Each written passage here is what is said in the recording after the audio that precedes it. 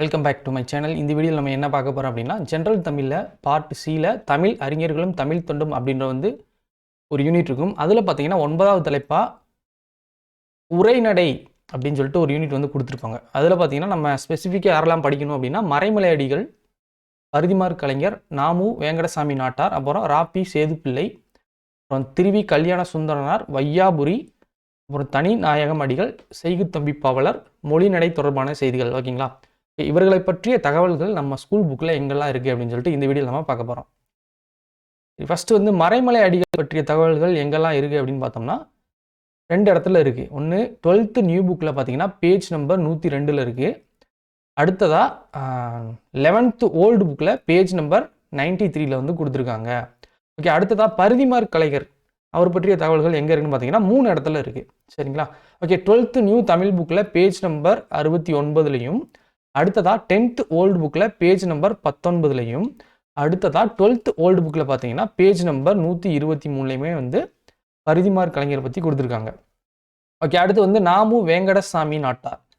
Okay, இவரை பற்றிய தகவல்கள் எங்கே இருக்குன்னு பார்த்தீங்கன்னா ஒரே இடத்துல தான் இருக்குது. அதுவும் 11th ஓல்டு புக்கில் பேஜ் நம்பர் 100ல் கொடுத்துருக்காங்க. ஓகே, அடுத்து ராப்பி சேதுப்பிள்ளை தொடர்பான தகவல்கள் பார்க்கலாம். ஓகே, பார்த்தீங்கன்னா ராப்பி சேது, ஓகேங்களா, சேது பிள்ளைன்னு சொல்லலாம், இல்லை சேதுன்னு கூட சொல்லியிருப்பாங்க. இதில் பார்த்தீங்கன்னா கப்பலோட்டிய தமிழர் அப்படின்னு சொல்லிட்டு ஒரு யூனிட் இருக்கும். அதாவது வஉசி பற்றி இவர் எழுதியிருப்பார். சரிங்களா? 7th நியூ தமிழ் புக்கில் பேஜ் நம்பர் 63ல் இருக்குது.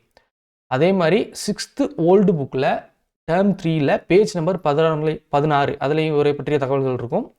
அடுத்து பார்த்தீங்கன்னா 11th ஓல்டு புக்கில் பேஜ் நம்பர் 107லையும் இவரை பற்றி கொடுத்துருப்பாங்க. அடுத்ததாக 9th ஓல்டு புக்கில் ஓகே பேஜ் நம்பர் 57 இருக்குது. சரிங்களா?